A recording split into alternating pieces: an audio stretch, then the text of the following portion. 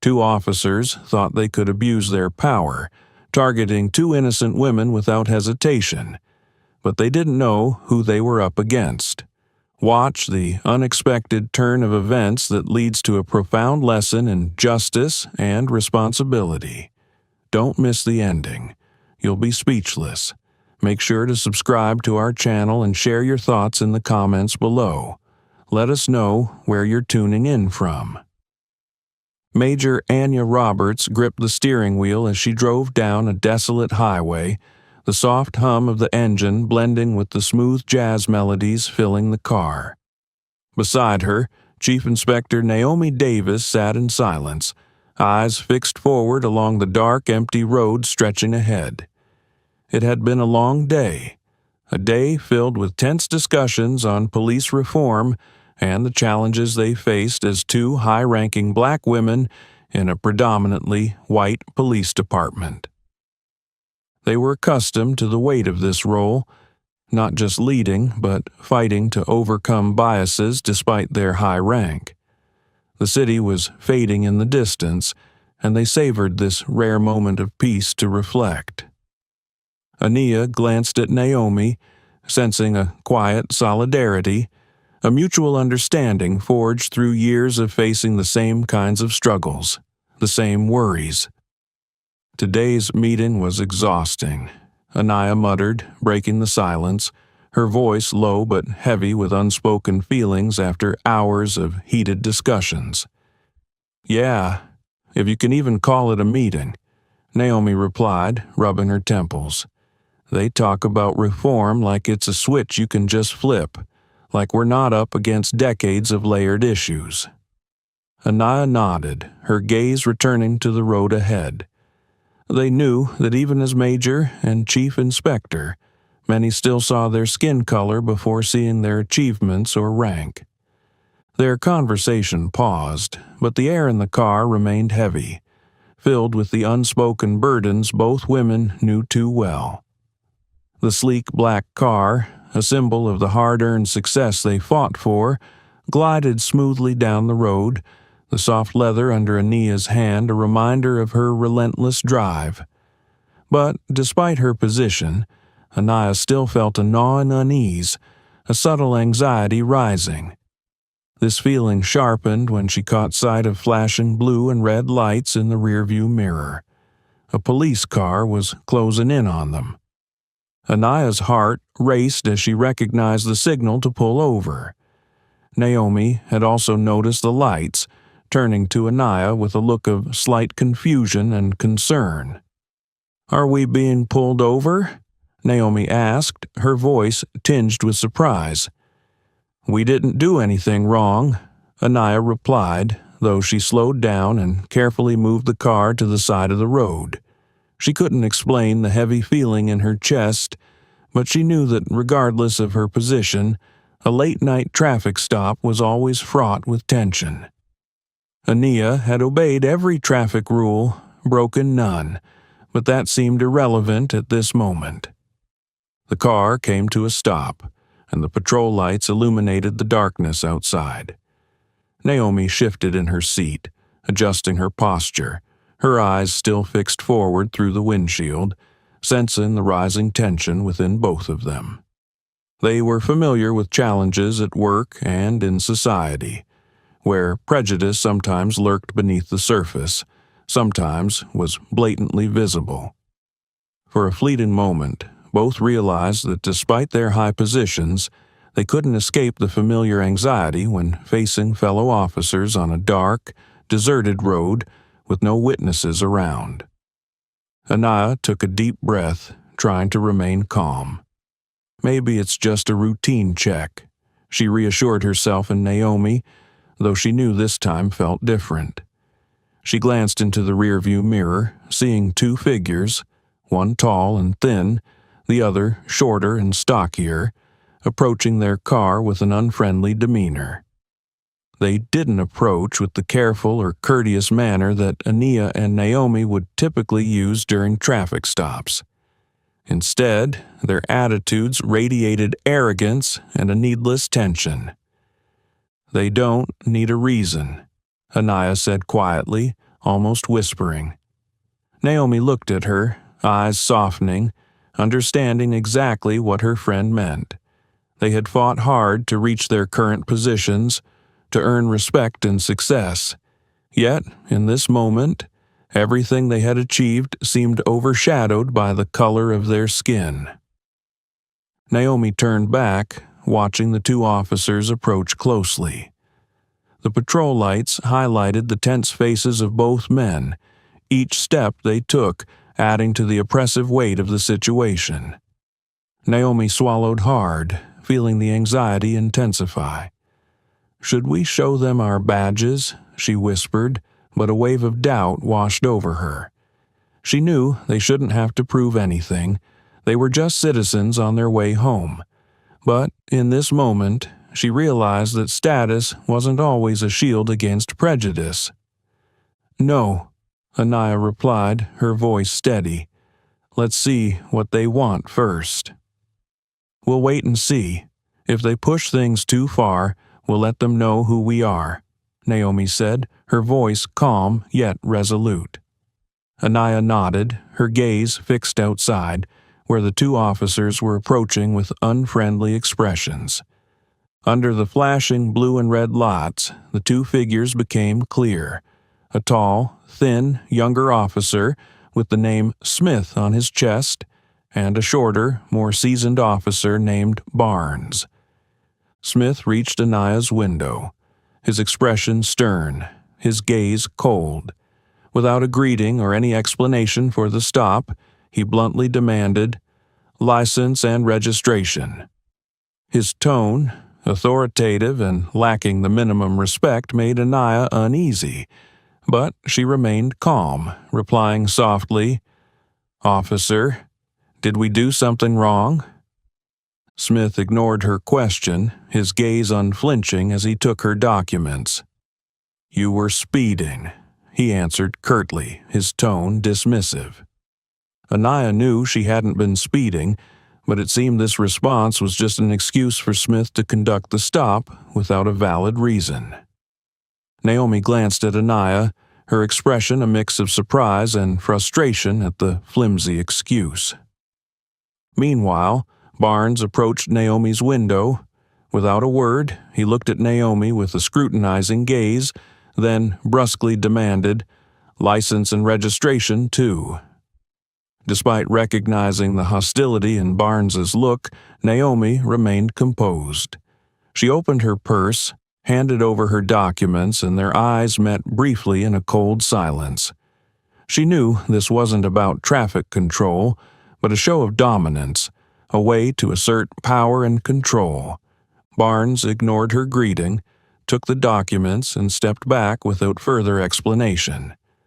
Anaya and Naomi shared a glance, a moment of heavy silence as both understood that this was no ordinary traffic stop. Both were experienced in police. Procedures and the behavior of Smith and Barnes was clearly against the usual standards of professional communication. Barnes's gaze held a note of suspicion, each of his gestures laced with disdain. The two officers returned to their patrol car, leaving Anaya and Naomi in their vehicle, bathed in the flickering police lights. Time seemed to crawl by, each minute stretching into an eternity. Naomi tried to hold back her irritation, glancing outside to see the two men talking over the radio, occasionally glancing back at them, as if purposefully creating an atmosphere of waiting and tension. "They're stalling," Naomi muttered, her gaze sharp and skeptical. "They're waiting to see if we'll lose patience." Anaya took a deep breath, feeling the anxiety becoming more palpable with every movement she made. This wasn't just an ordinary stop. She sensed something was wrong. "Something's not right," she said, her voice quiet but resolute. Naomi looked at her, eyes filled with agreement.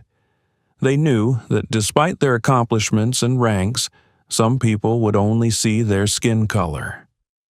Outside, Smith and Barnes seemed to have finished their discussion, walking back to Anaya's car with even colder expressions.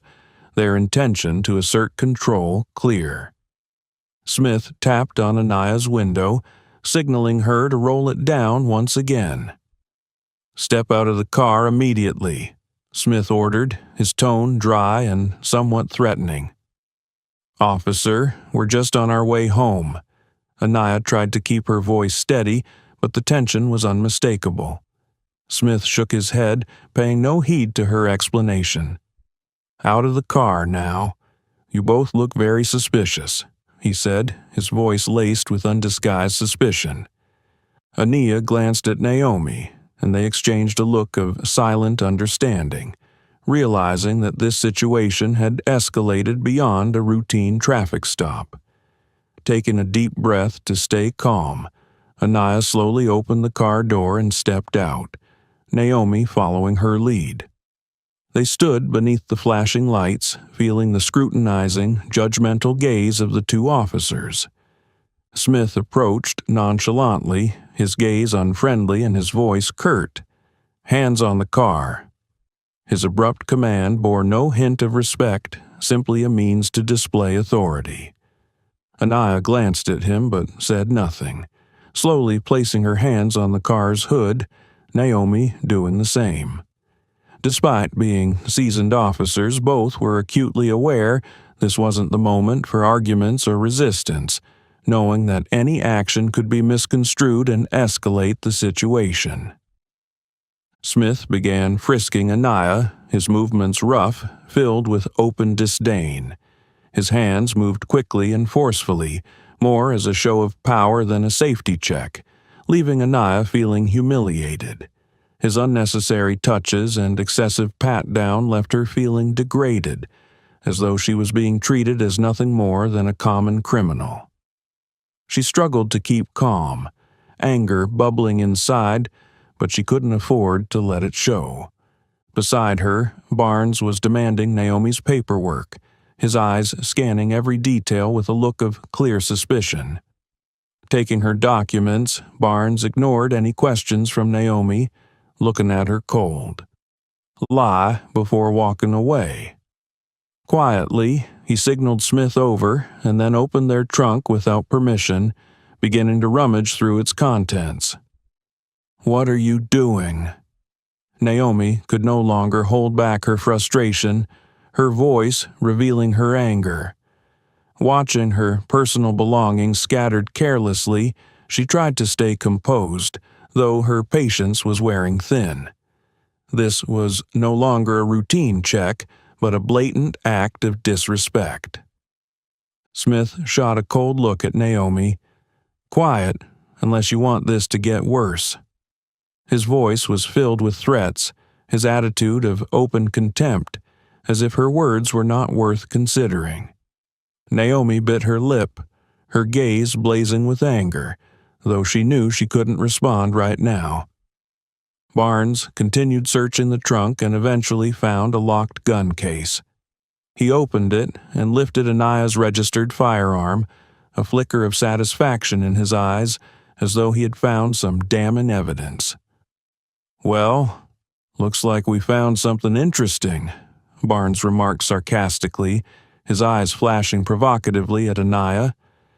"This firearm is legally registered and belongs to us," Anaya calmly explained, her voice steady and unwavering. She hoped her answer would de-escalate the situation, but Smith only scoffed, his gaze cold and filled with contempt. "Really? Who do you think you are?" Smith sneered. "Two black women driving an expensive car, carrying weapons, thinking you're some kind of special agents?" His words cut like a slap against Anaya's dignity. She had spent a lifetime fighting for her position, earning her place. But here and now, all she had accomplished seemed meaningless in the eyes of these two men. Before she could respond, Barnes stepped forward, grabbed Anaya's hands and twisted them behind her back to cuff her, his movements forceful and filled with arrogance. "You two are coming with us to the station," Barnes declared, his voice filled with triumph, as though he'd scored a victory. Anaya didn't resist, knowing that doing so would only make things worse. She looked at Naomi, sharing a silent message, restraint, and a final pursuit of justice. Naomi was cuffed as well, the cold metal around her wrists heightening her sense of degradation. The two women were shoved into the patrol car as though they were actual criminals, without explanation, without the minimum respect due. All their achievements and rank seemed meaningless in this moment. In the oppressive silence of the patrol car, Anaya and Naomi sat side by side, wrists bound, faces illuminated by the flashing blue and red lights. Everything had happened so fast, from the stop to being treated as criminals, but inside them, the sense of humiliation and injustice was growing. Despite this, they shared a look filled with silent understanding and determination. Anaya closed her eyes, taking a deep breath to stay calm. She noticed Naomi beside her, also struggling to control her emotions. The quiet in the car was uncomfortable, only broken by the hum of the engine and the flashing lights outside. Naomi leaned slightly, speaking quietly. "We're not going to let this end here. They think they have the right to humiliate us." Her voice was low, but every word was filled with resolve. "We're police officers, and we won't accept this treatment." Anaya nodded, replying, "Exactly. But for now, we need to stay calm. This isn't the moment to explode. We need to wait and let them see how wrong they are." Naomi nodded in agreement, her eyes filled with determination, her lips pressed tightly to contain her anger. They wouldn't let this situation pass without a response. The ride to the police station felt like it dragged on endlessly. Through the patrol car window, Anaya saw the streets passing by, the empty and cold scenery mirroring the injustice they were enduring. She kept thinking about how to hold Smith and Barnes accountable for their actions. Beside her, Naomi stared out at the darkness, knowing that beneath her calm exterior was a fire waiting to ignite. When they finally arrived at the station, they were asked to exit the vehicle and were led inside. The harsh, fluorescent lights and cold concrete walls of the station intensified the sense of degradation and disrespect. Smith and Barnes, smug with satisfaction, led them down a long hallway and into a small, dimly lit holding cell where the only light came from a bare bulb hanging from the ceiling. Barnes shoved Anaya roughly into the room, almost causing her to stumble, but she quickly steadied herself, refusing to show any sign of weakness. "Enjoy your time here," Barnes sneered, his voice ice cold. Smith stood by, his gaze showing clear satisfaction. "We'll deal with you when it's convenient," Smith added, his tone arrogant, before both men shut the cell door with a heavy clang, leaving Anaya and Naomi alone in the cold, dark room. In the holding cell, Anaya leaned against the wall, struggling to keep calm, but the feeling of humiliation and helplessness overwhelmed her. After years of dedication and success in the field, she never thought she'd be treated like this. Beside her, Naomi crossed her arms, her eyes blazing with indignation. "I can't believe they dared to treat us this way," she said, her voice low but filled with anger. "We're high-ranking officers, but that doesn't seem to matter to them." Anaya lifted her head, her gaze steady. "Yes, but this isn't just about us, Naomi. This is a system we've spent our careers trying to change, and now we're its victims. They disregard us not because of a lack of skills or achievements, but simply because of our skin color." Naomi nodded, her gaze softening, though her voice still held a note of resentment. "We've given so much, yet it turns out that's no protection against prejudice. They see us as nothing more than people they deem untrustworthy." The harsh truth weighed heavily on them both, yet it also sparked a renewed sense of responsibility to confront it. Anaya leaned against the wall, breathing deeply, her eyes shining with resolve. "Naomi, we won't let this go. When we're released, everything will change. We're not just seeking justice for ourselves, but for anyone who's endured this kind of disrespect and degradation." Naomi looked at her friend, then nodded slowly, her fiery gaze seeming to burn brighter. "Yes, we'll make sure they face the consequences of this. Smith, Barnes, and anyone else on their side won't get away with this." The cell fell into silence again, but this was not a silence of fear or surrender. It was one of determination. Anaya and Naomi had decided that this injustice wouldn't end here. In the dark, cold room, their resilience grew, preparing for a long fight, not only to reclaim their dignity, but to demand true change for those who would come after them. The silence in the holding cell only fueled Anaya and Naomi's determination. After a long wait in the cold and darkness, the clink of keys sounded as the cell door opened. A young officer stepped in, holding a clipboard, his gaze filled with disdain. "Time to deal with you," he said coolly, without any hint of respect or recognition of their true rank. Naomi stood up, her sharp gaze boring into the officer. Anaya rose as well, unshaken, her eyes shining with determination. They followed the officer in silence down the long station corridors, the cold, fluorescent lights against the concrete walls heightening the sense of injustice. They knew they were about to face someone who held the power to address Smith and Barnes's behavior, and they were ready to demand accountability. They were escorted into a larger room, where Lieutenant Colonel Howard, the officer overseeing the precinct, was seated behind his desk. He looked up as they entered, showing brief surprise at seeing the two women, dressed simply, who were senior officers he'd only heard of by name. The surprise quickly passed as he composed himself, scrutinizing them with a probing gaze. It was evident he had no idea what had occurred or why these high-ranking officers were there. Anaya stood tall, her gaze cold as it met Lieutenant Colonel Howard's. "Do you recognize who stands before you?"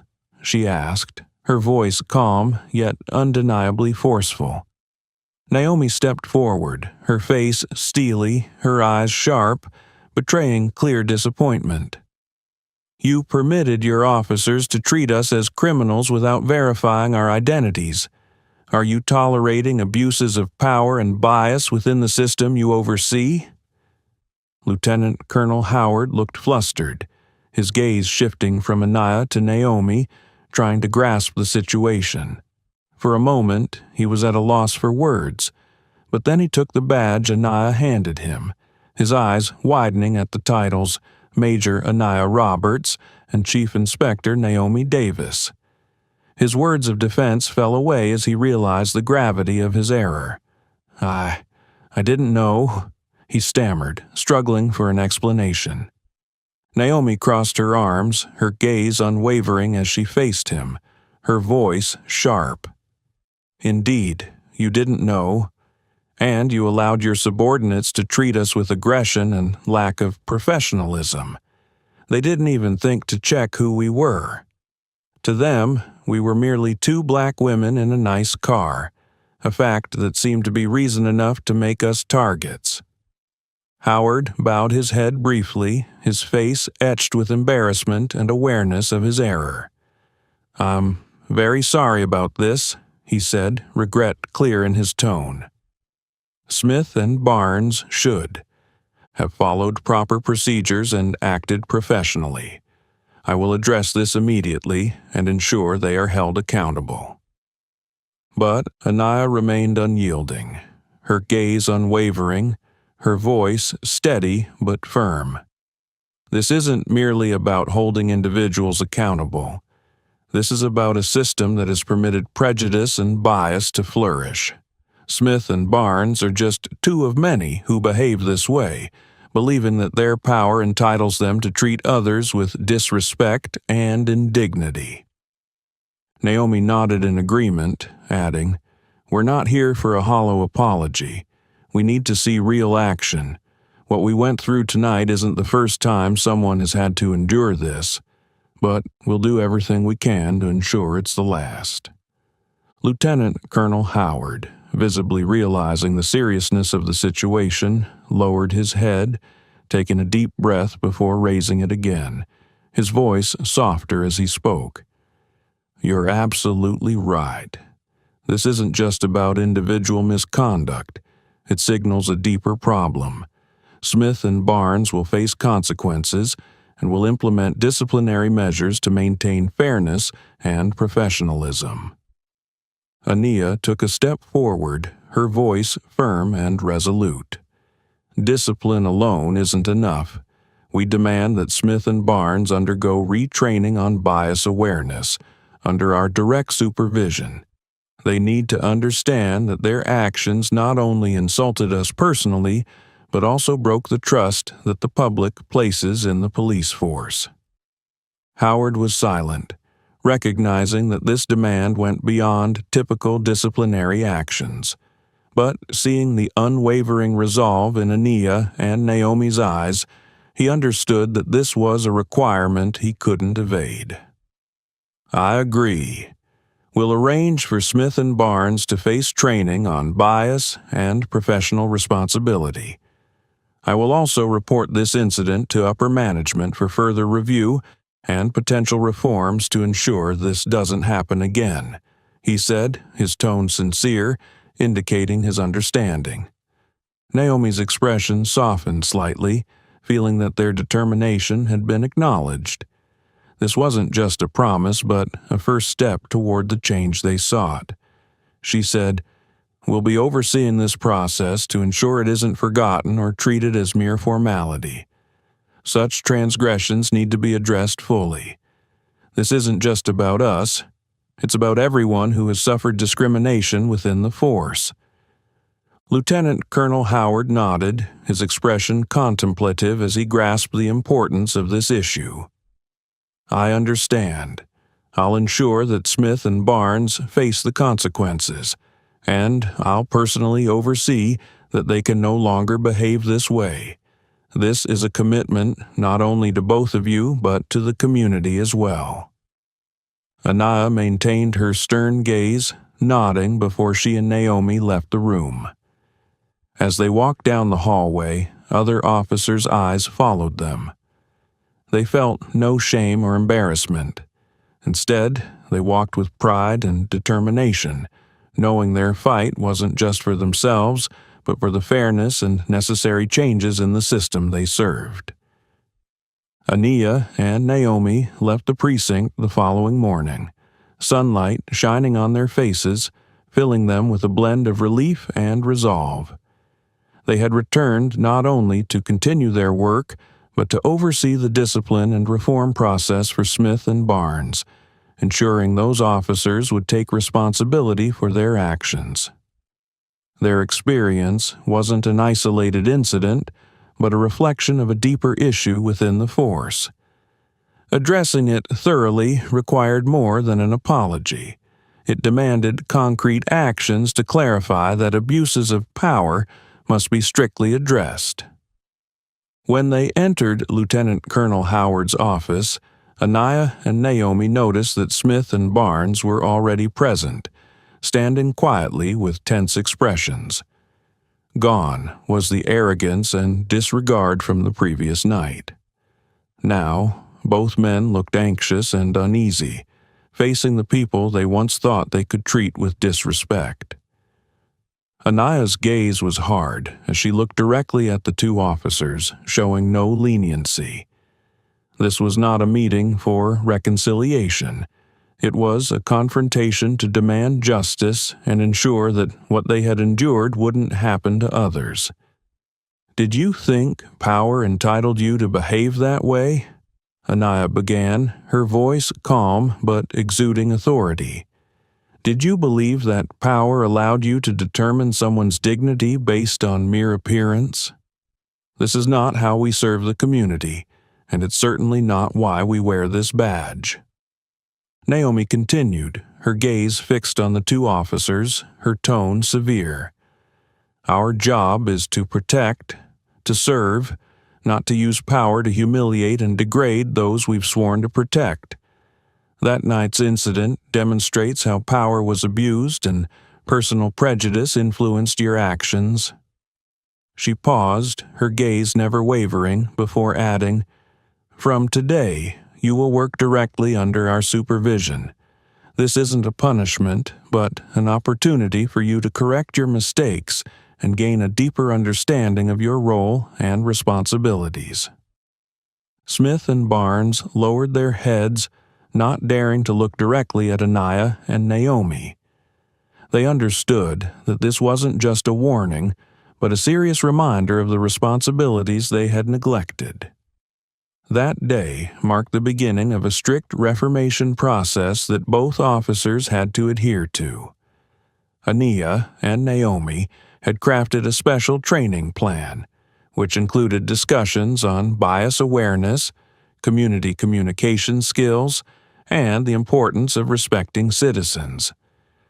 Training sessions began within the week, with classes and workshops that Smith and Barnes were required to attend. During one lecture, they listened as a speaker, a social psychology expert, spoke about how implicit biases could affect behavior and decision-making, even without conscious awareness.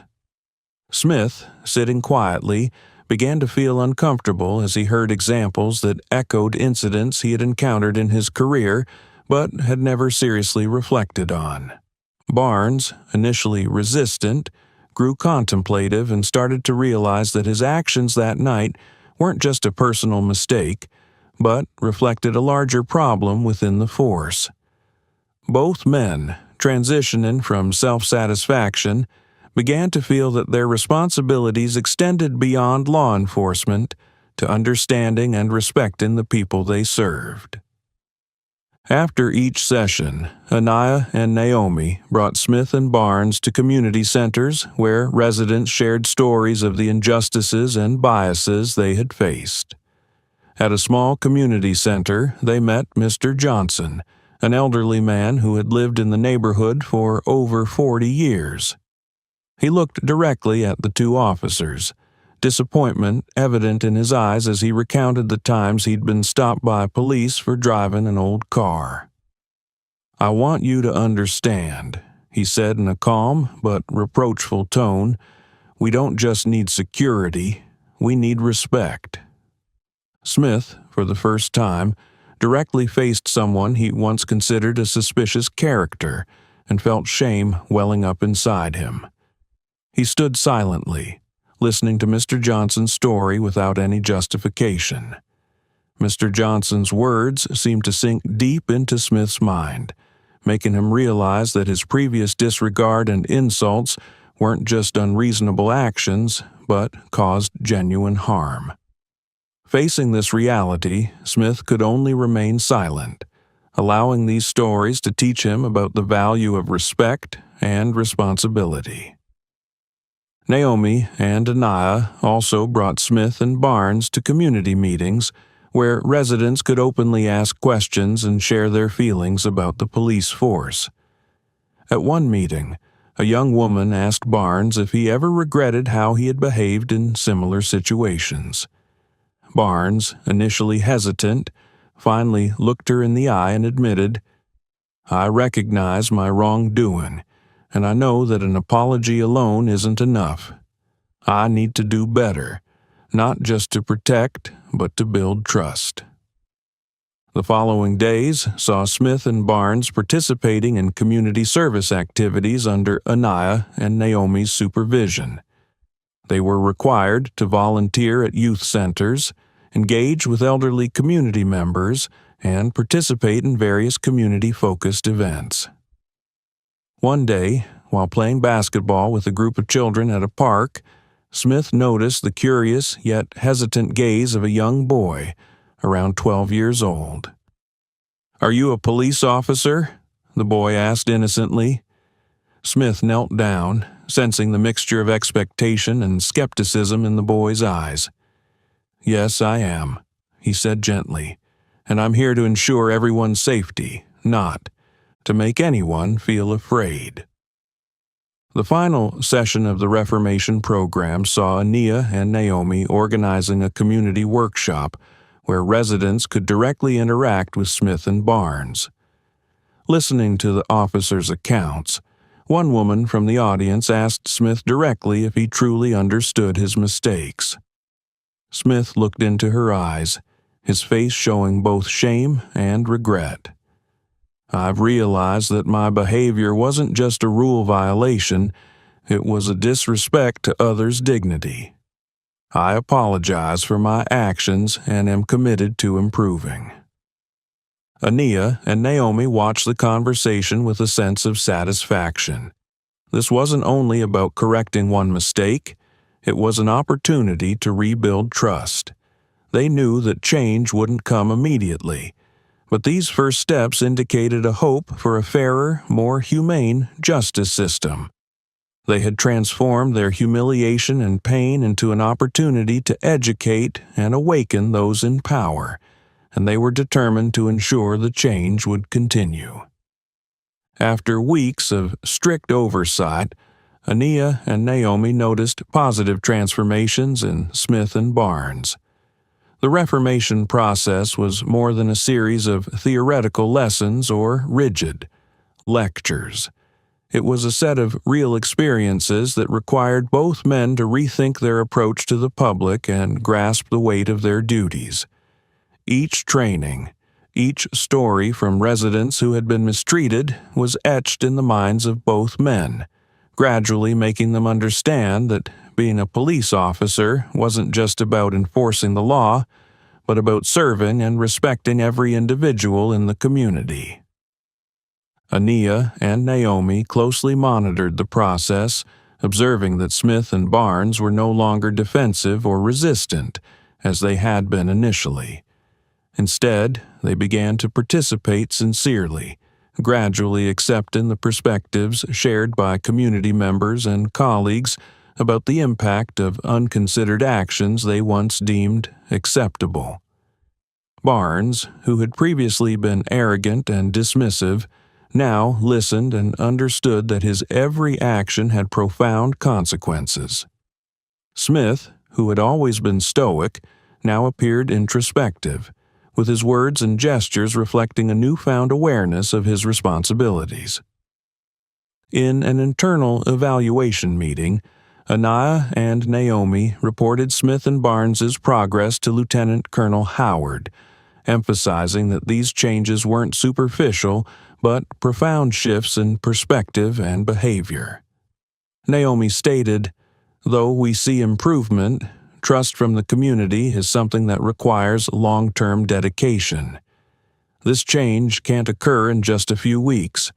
We need to continue overseeing and ensuring that Smith and Barnes maintain this spirit of learning, so that incidents of disrespect toward citizens don't recur." Lieutenant Colonel Howard listened intently, agreeing that reformation shouldn't just be a temporary punishment, but should become part of the department's internal culture. Ania continued, "We recommend expanding this training program to the entire force, not just officers with instances of misconduct. This isn't merely a disciplinary measure for Smith and Barnes. It's a way to build a professional environment that respects and protects the rights of all citizens." Howard nodded in agreement, thoughtfully responding, "We'll implement additional training on bias awareness and community communication. It's essential for rebuilding trust with the public." The shift in leadership was not only a sign of consensus, but a commitment that the precinct would take lasting steps to improve its approach to community interactions. That weekend, Ania and Naomi organized a special community meeting, inviting residents in the area to engage directly with the police force, including Smith and Barnes. This was a chance for residents to share their thoughts and feelings with officers, and for Smith and Barnes to take responsibility and listen to the community's feedback. During the meeting, a middle-aged woman shared her story. Her voice choked as she recounted a time she was pulled over simply for driving an older car. She looked directly at Barnes, her eyes filled with emotion. "I once lost faith in the police because of these actions, but today I see you here, listening, and I believe change is possible." Barnes, who had always taken pride in his power, now felt a touch of shame. He looked down, his eyes hesitant, then softly said, "I'm truly sorry, and I know that an apology alone isn't enough. I'll do everything I can to be a police officer you can trust, not just because I'm being watched, but because it's something I've come to realize I need to be." Smith also listened to each resident's story, no longer with the defensiveness he had once shown, but with sincerity and a touch of remorse. An elderly man, Mr. Jenkins, shared how he had been stopped by police multiple times simply because he lived in a neighborhood often labeled unsafe. His words, gentle yet piercing, left a deep impression on Smith. He looked at Mr. Jenkins, admitting, "I've acted wrongly and hurt many people. Now I understand that my thoughtless actions have caused needless harm."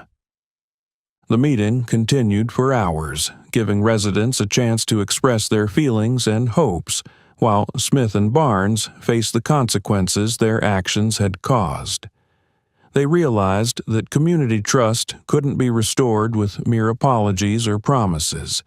It had to be earned through a long process of sincere and consistent actions. As the meeting neared its end, Naomi stepped forward, emphasizing that this wasn't just a lesson for the two officers, but a reminder to the entire department that power must go hand in hand with responsibility and respect. After the meeting, Lieutenant Colonel Howard privately thanked Anaya and Naomi, his face showing sincere respect. "Thank you both for helping guide Smith and Barnes back onto the right path, and for inspiring us all." He spoke with earnestness. "What you've done has created not only a change in two individuals, but a new standard for our entire force." Naomi smiled in response. "We believe that from these small steps we can build a police department that everyone can trust." Anaya looked at Howard, her eyes shining with conviction. Change doesn't happen overnight, but if we're committed to taking it step by step, we can create a system where every citizen feels respected and protected. Lieutenant Colonel Howard nodded, understanding that what Anaya and Naomi were trying to achieve was not a temporary task, but a genuine reform that everyone in the force needed to take seriously. As that day came to an end, Anaya and Naomi left the police station feeling a sense of fulfillment. They hadn't only succeeded in changing Smith and Barnes, but had also planted the first seeds for a sustainable reform. On their way home, they looked at each other, their eyes reflecting their resolve. They knew this journey wouldn't be easy, and there would be many challenges ahead, but step by step, they were building a police department with a new set of values, where power must go hand in hand with responsibility and respect for humanity. As they left the precinct after the summary meeting, Anaya and Naomi's eyes were filled with determination and optimism. What they had accomplished wasn't just a personal milestone, but the beginning of a long journey toward deep change in the way the police system interacts with the community. From the first bricks they laid, they hoped to build a solid foundation where respect and justice weren't just words, but core values, ingrained in every action and decision of each officer. The next morning, Ania and Naomi returned to the police station to begin implementing the long-term training programs they had established with Lieutenant Colonel Howard. They knew that real success wouldn't come from merely rectifying a few individuals' mistakes. It would require creating a fresh environment where every officer was equipped to approach situations with sensitivity and accountability. Alongside a team of experts, they developed in-depth courses on bias awareness and effective communication techniques, focusing on building trust and a spirit of public service. Ania took charge of designing the program's content, from curriculum materials to interactive discussions. She worked closely with sociology and psychology experts, inviting community representatives to participate and bring practical, profound perspectives. In each meeting with the team, Ania emphasized that the lessons needed to go beyond theory, challenging each officer's thinking and personal biases.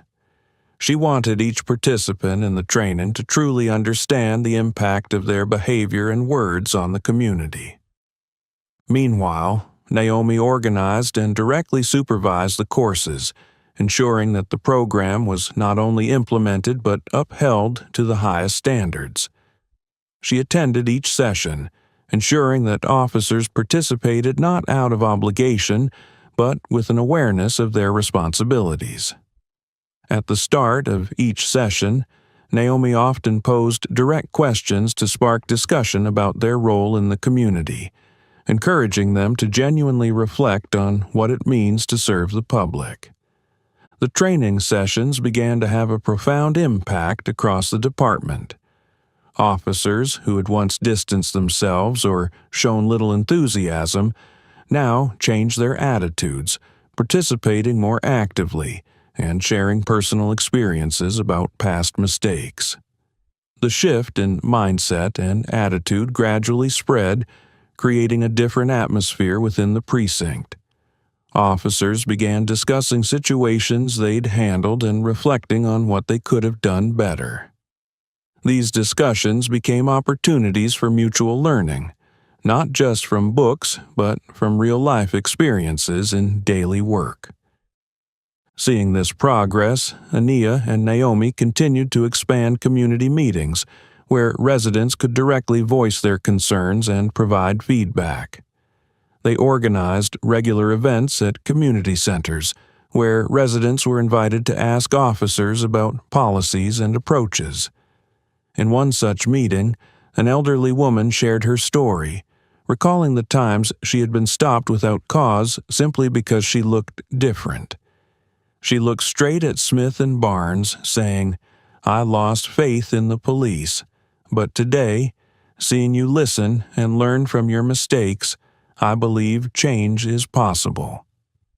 Smith, who once took power for granted and never questioned his actions, now lowered his head and spoke with regret. "I understand that trust can't be built with words alone.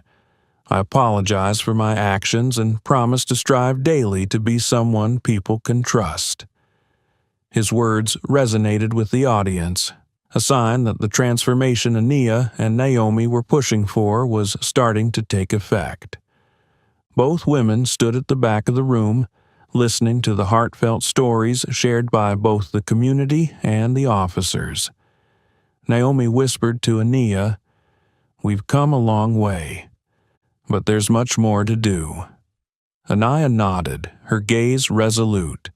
"Indeed. The important thing is we've laid the foundation, and now we need to keep building." After the community meeting, Lieutenant Colonel Howard approached Ania and Naomi, gratitude clear in his eyes. "Thanks to both of you, our department is not only restoring community trust, but setting a new standard of accountability. I never thought we could change so quickly." Ania smiled, replying, "This isn't the end. We must ensure that this change continues and spreads. Each officer needs to genuinely understand that their duty isn't just law enforcement, but to serve as a bridge of trust with the community.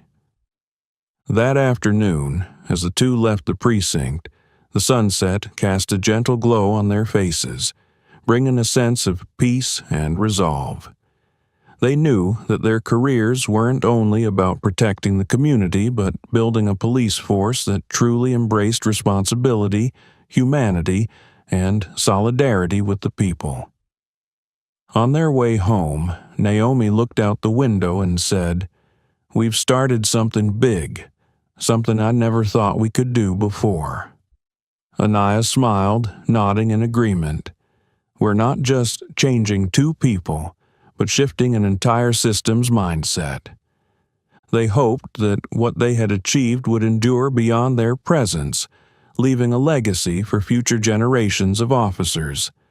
They knew that the road ahead would be challenging, filled with doubt and obstacles. But each step forward, each small success held immense meaning. It was a journey they had chosen to see through, for a future where justice and responsibility weren't mere ideals, but values embedded in everyday life. That night, as they sat down together to plan the next steps, Anaya and Naomi felt the warmth of conviction and resolve. They hadn't merely created a small change. They had started a movement for justice, respect, and a police system that the community could trust. And so, from a situation steeped in prejudice and injustice, Anaya and Naomi transformed it into the catalyst for a profound reform, a journey that brought hope and trust to the community. They had not only secured justice for themselves, but helped officers like Smith and Barnes understand the true meaning of service, compassion, and respect for humanity. These small steps affirmed an enduring truth. The power of justice and kindness can transform an entire system. Their story is a powerful reminder that, in any circumstance, we can choose to stand up and demand fairness. Believe in the power of patience, faith in people, and the desire to make a difference. Every step, every voice can create real change, bringing forth a future where everyone is respected and protected. If this story inspired you, please click subscribe to join our channel for more meaningful stories. Let's spread the message of justice, kindness, and hope for all.